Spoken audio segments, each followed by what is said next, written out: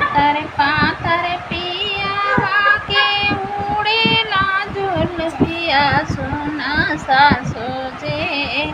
ए सुनला सासू जी पर जो नया पाना दुलरवा सुना सासू जी